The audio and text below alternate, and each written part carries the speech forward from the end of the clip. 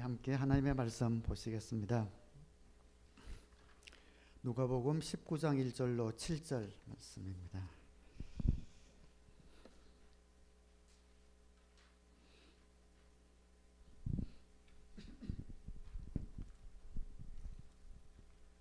누가복음 죄송 24장 1절로 7절입니다. 제가 초보에 아마 잘못 기록된 것 같은데요. 누가복음 24장 맞죠? 1절에서 7절입니다. 이래의 첫날 이른 새벽에 여자들은 준비한 향료를 가지고 무덤으로 갔다.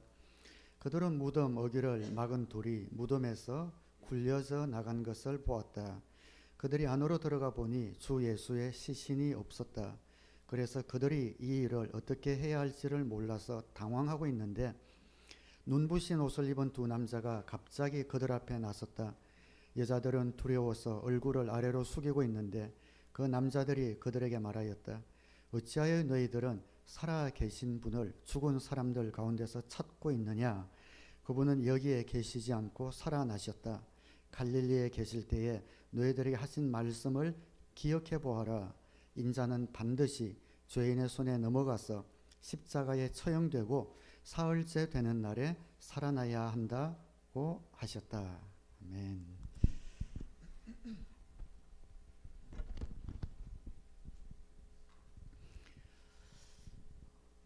오늘 롱위켄드에 대해서 또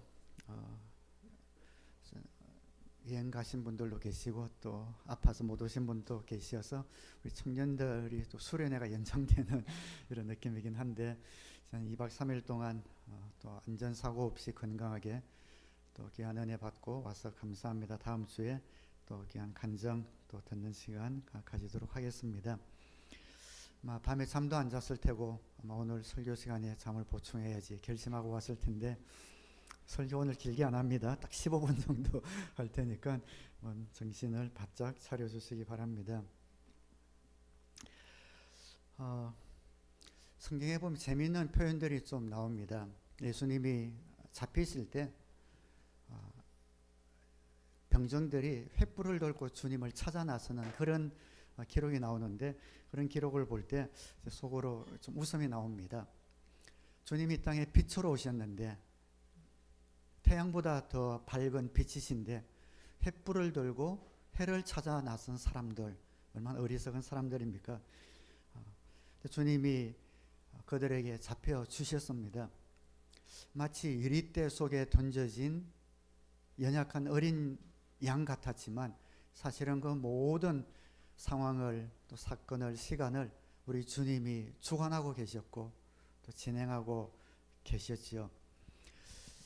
그들이 잡으러 왔을 때 누가복음 앞에 19장 20장에 보면 주님이 그런 말씀을 하셔요.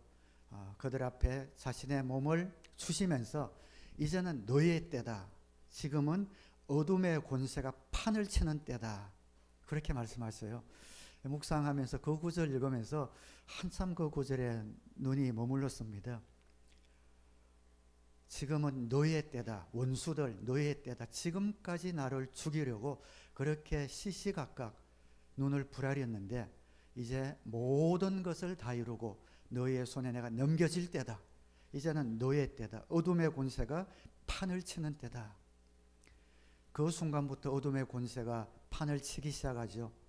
죄 없으신 예수님을 이리저리 끌고 다니며 예수님을 십자가에 죽게 만드는 그 시간까지 그들은 승리한 것으로 착각을 하게 됩니다. 예수님이 십자가에 달려 돌아가실 때 해가 빛을 잃었습니다. 3시간 동안 온 천지가 깜깜해졌지요. 해가 어두워졌다라는 것은 빛이 어두움에 삼켜졌다는 것 아니겠어요? 그 시간만큼은 그 찬란한 빛이 어두움에 삼켜져 버렸습니다. 하나님의 아들을 사망에 가두는 이 시간은 어둠의 권세가 인류 역사상 가장 강력하게 작동했던 시간이겠지요. 저와 여러분의 인생에도 그 빛이 어둠에 삼켜진 것 같은 그런 절망의 시간들이 아마 떠오를 때가 있을 겁니다.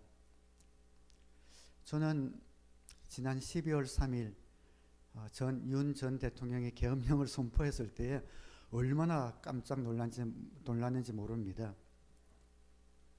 그때는 마치 한국이 어둠에 빛이 삼켜진 것 같은, 해가 삼켜진 것 같은 그런 어떤 암울한 감정을 오랜만에 그때 제가 느끼기도 했습니다. 나라든 뭐 어떤 공동체든 혹은 우리 가정이든 우리 삶이든 빛이 어두움에 삼켜지는 그런 경험을 할 때가 있습니다. 그러나 그 어떤 순간도 하나님의 아들이신 예수님이 사망에 가두오시는 이 어두움만큼 더 강력한 어두움은 이 땅에 없었습니다.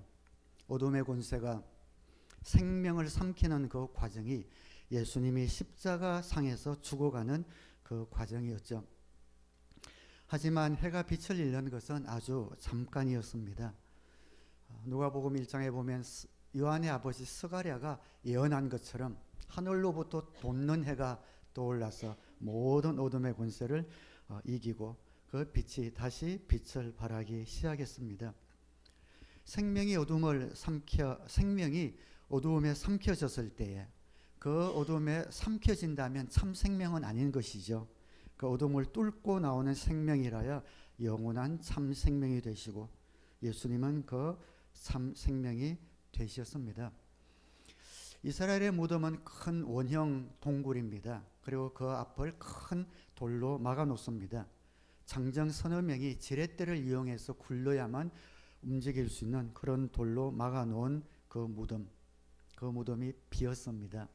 오늘 아침 부활절 아침에 그 무덤이 비었습니다. 사망이 빗장을 걸어 놓은 죽음의 문을 하나님께서 생명으로 열어 제꼈습니다. 여인들이 갔는데 무덤이 비어 있어요. 예수님을 찾고 어디 갔나, 누가 예수님의 시신을 훔쳐간 것은 아닌가 염려했을 때 천사가 나타나서 어찌 살아있는 자를 죽은 자 가운데서 찾느냐라고 말씀하고 있습니다. 예수님이 부활하셨죠.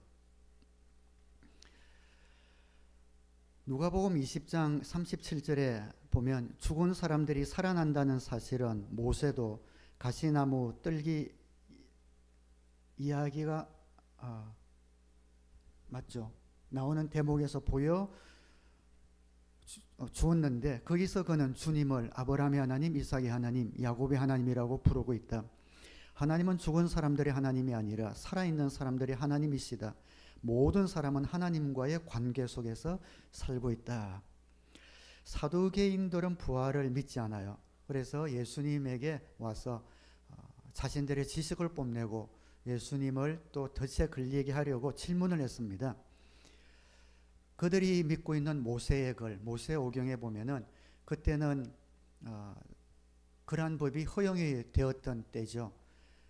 형이 자녀를 낳지 못하고 죽으면은 그 동생이 그 형수와 또 결혼해서 자녀를 낳아야 되는 그 자손의 번식을 위해서 그 허용되는 그런 법이 모세의 토라에 기록이 되어져 있습니다. 그래서 사두개인들이 그 구절을 근거로 그들은 부활을 믿지 않는다는 거예요. 예수님에게 와서 가상의 이야기를 만들어서 그렇게 질문을 합니다. 형제가 7이 있는데 1명, 2명, 첫째, 둘째, 셋째, 넷째, 다섯째, 여섯째까지 다 일찍 죽어버리고 자녀를 낳지 못하고 죽어버리면은 그 안에는 형제 7명과 다 같이 결혼을 한 셈이 되는데, 그러면 천국에 갔을 때 부활이 있다면 천국에 갔을 때 그 여인은 과연 7명 형제 중에 누구의 아내가 되어야 됩니까? 그런 질문을 합니다. 예수님이 그들에게 너희는 영적인 세계도 모르고 천국도 모르는구나. 자녀를 낳는 것은 이 땅에서 우리 자손들을 번식하기 위해서 결혼을 하는 거지만 천국에서는 자손을 번식할 필요가 없기 때문에 거기서는 결혼하는 것이 없다라고 말씀하시면서 주님께서 이 말씀을 하신 겁니다. 너희들이 모세의 글을 인용해서 부활이 없다고 얘기하느냐? 나도 똑같이 모세의 이야기를 인용해서 부활이 있다는 것을 너희들에게 알려주겠다라고 이 두 구절을 말씀하셨습니다. 가시떨기 불 가운데 하나님이 나타나셨습니다. 하나님께서 처음으로 자기를 계시해 주셔요. 모세에게 너를 누가 보냈냐고 묻거든 너는 가서 나는 아브라함의 하나님, 이삭의 하나님, 야곱의 하나님이 나를 보냈다라고 하여라 라는 이 구절이 짧은 구절 속에 4-5번이 이렇게 나옵니다. 나는 아브라함의 하나님, 이삭의 하나님, 야곱의 하나님이다. 그리고 이 구절을 예수님이 갖고 오시면서 뭐라고 말씀하고 있는 거 아니? 38절에 하나님은 죽은 사람들의 하나님이 아니라 살아있는 사람들의 하나님이시다. 즉 모세가 이렇게 고백했던 것은 그냥 그의 그 먼 조상, 이미 죽고 없는 그 조상의 이름을 빌어서 하나님을 찬양하는 그런 구절이 아니라 하나님이 말씀을 하셨을 때 아브라함도 이삭도 야곱도 이 세상이 아닌 저 세상에서 지금 살아있기 때문에 살아있는 자의 하나님이라는 것을 모세에게 보여주신 것이다. 예수님은 그렇게 해석을 해주시는 거죠. 너희들이 모세의 율법을 갖고 부활이 없다고 얘기하느냐. 그러나 모세도 하나님이 이렇게 말씀하셨을 때에 그들이 지금도 살아있다는 것을, 부활해서 살아있다는 것을 알고 있었고, 그래서 모세는 나갈 때마다 이 하나님은 지금도 살아계신 자의 하나님이라고 그렇게 증거했다. 하나님이 죽은 자의 하나님이 아니라 산 자의 하나님이다라고 해석하시고 그들에게 가르쳐 주셨습니다. 그리고 하나님에게는 모든 사람이 살았느니라. 이 세대의 자녀들은, 저와 여러분은 살아있는 자로서 하나님을 대면하고 살아가고 있고, 다음 세대 부활의 자녀들은 영원히 사는 자로서 영원히 살아계신 하나님을 대면합니다. 지금 이 순간 저와 여러분은 살아있는 자로서 살아계신 하나님을 찬양하고, 이미 저 세상에 천국에 간 믿음의 후손들은 살아있는 자로서, 부활한 자로서 하나님을 지금 대면하고 계신 것이지, 하나님은 결코 죽은 자의 하나님이신 적이 없다. 이렇게 가르쳐주고 있습니다. 이 세상의 신들은 죽은 자들의 신이죠. 귀신 앞에 절하고 그들의 힘을 빌어쓰고 해 앞에, 달 앞에, 나무 앞에 죽은 자들의 하나님으로, 신으로 섬기고 있지만 우리 하나님은 한 번도 죽은 자의 하나님이신 적이 없이 저와 여러분들의 살아있는 자들의 하나님이실 뿐만 아니라 지금 이 순간 부활한 자들의 하나님, 산자의 하나님이신 것을 믿으시기를 주님의 이름으로 축원합니다. 그래서 우리가 죽으면은 그 죽는 동시에 주님 앞에서는 살아있는 자로서 주님을 찬양하게 된다는 것을 이야기하고 있습니다. 우리는 십자가를 통과했습니다. 십자가의 사랑을 통과한 우리는 이미 십자가에서 예수님과 함께 죽었습니다. 오늘 여러분에게 드리고 싶은 중요한 메시지가 하나 있는데요. 여러분, 십자가 앞에 가서 다시 죽을 필요 없습니다. 십자가 앞에서의 죽음은 우리 일생에 한 번 죽는 겁니다. 우리가 예수님을 만났을 때, 예수님을 영접했을 때에 우리의 옛사람은 예수님과 함께 십자가에 못 박혀 죽은 줄 믿으시기 바랍니다. 우리의 옛사람이 이미 십자가에서 죽어버렸습니다. 근데 많은 신자들이, 성도들이 살아가면서 부활하신 주님과 동행하며 부활하신 주님의 생명으로 살아가는 대신에 계속해서 십자가로 돌아가요. 십자가 아래서 살아가는 그런 성도들이 많이 있습니다. 신자들이 많이 있습니다. 십자가 아래 머물러서 더 이상 전진하지 못합니다. 예수님이 십자가에 달려 돌아가신 것은 우리로 죄와 함께 죽도록 돌아가신 것뿐만 아니라 의로운 삶을 살게 하기 위해서 돌아가셨다고 기록하고 있어요. 어떤 사람이 유럽 전체를 일주하는 크루즈 표를 선물을 받았습니다. 그걸 갖고 이제 크루즈에 타서 탑승해서 여행을 하는데, 근데 자신의 돈이 얼마 없어요. 그래서 그 여행은 돌아다니는데 이제 뭐 음료수를 사 먹는다든지 식사를 한다든지 비싼 걸 사 먹지 못하고 돈이 없어서 아주 아껴서 그냥 햄버거 조각이나 이렇게 사 먹으면서 2주 동안 여행을 했다는 겁니다. 여행이 거의 끝날 무렵에 그가 알게 됐죠. 그가 받은 그 표에는 그 크루즈에서 모든 것을 누릴 수 있는 것이 포함이 되어 있다는 것을 그때 안 겁니다. 그 표만 있으면 뭐든지 먹을 수 있고 뭐든지 마실 수 있는데도 그걸 알지 못하고 쫄쫄 굶었다는 것이죠. 우리가 예수님을 영접하고 부활의 주님과 함께 살아간다는 것은 이와 같은 일입니다. 예수님께서 이 땅에 오신 것은 우리로 생명을 얻게 하고 더 풍성하게 얻게 하려는 것인데, 많은 그리스도인들이 언제나 십자가 아래에서 부활의 생명으로 부활의 주님과 동행하는 것으로 나가지 못하고 항상 자신을 정죄하고 자책하며 나는 안 돼, 나는 안 돼 하면서 자꾸만 십자가 안에 머물고 있다면, 그 십자가의 사랑을 통과해서 우리 앞에 펼쳐진 놀라운 영광과 선물들을 주님이 우리가 누리도록 마련해 놓았는데, 크루즈 안에서 조그만 빵 조각 안에 먹고 있는 그런 삶을 살고 있다면 우리 주님이 얼마나 아쉬워하실까요? 생명을 얻게 하고 더 풍성하게 얻게 하려는 그런 삶을 우리에게 부활의 생명으로 주셨다는 것이죠. 나는 예수님이 필요한 존재라고 우리가 생각하고 살아갑니다. 우리가 십자가에서 예수님의 십자가 은혜를 경험했고 예수님의 십자가 사랑으로 구원받았기 때문에 더 이상 우리가 구원받을 필요는 없습니다. 이 구원은 예수님이 한 번에 흘려주신 피로 충분합니다. 우리는 십자가에서 모든 율법의 요구에서도 죽었습니다. 율법은 우리에게 이렇게 살아라, 저렇게 살아라, 이것을 지켜라라고 끊임없이 우리에게 요구합니다. 그 모든 율법의 요구를 예수님께서 십자가에서 다 이루셨고, 그 율법이 정죄하고 심판하는 모든 공격을 받던 저와 여러분의 옛사람도 십자가에서 이미 죽어버렸습니다. 죽은 사람이 싸움을 할 수 없는 거예요. 근데 우리는 자꾸만 죽었는데도 내가 살아있는 것처럼 그 요구를 내가 이루려고 그 정죄대로 그 율법대로 지키려고 계속 하다 보니까 안 되니까 전진하지 못하고 주님 나는 안 돼요 하고 십자가 안에 머물러 있는 겁니다. 내가 아직 덜 죽어서 그래, 내가 죽었으면 이런 문제에 대해서 이렇게 행동하지 않았을 텐데 하면서 십자가에서 벗어나지 못하는 그리스도인이 많습니다. 사랑하는 여러분, 우리는 이미 죽었습니다. 그 율법의 요구를 이루는 싸움을 할 필요가 없습니다.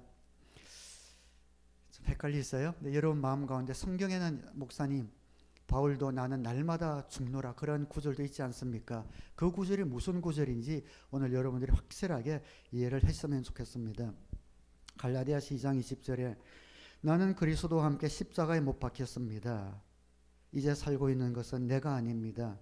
그리스도께서 내 안에서 살고 계십니다. 내가 지금 육신 안에서 살고 있는 삶은 나를 사랑하셔서 나를 위하여 자기 몸을 내어주신 하나님의 아들을 믿는 믿음 안에서 살아가는 것입니다. 저와 여러분이 살아가는 것은 이제 내가 살아가는 것이 아닙니다. 나의 옛사람은 주님과 함께 십자가에 이미 죽어버렸습니다.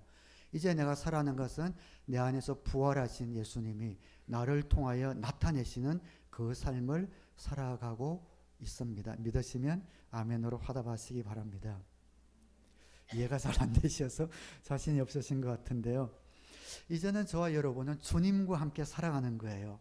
주님과 함께 계속해서 살아가는 겁니다. 근데 그 주님이 누군지 아세요?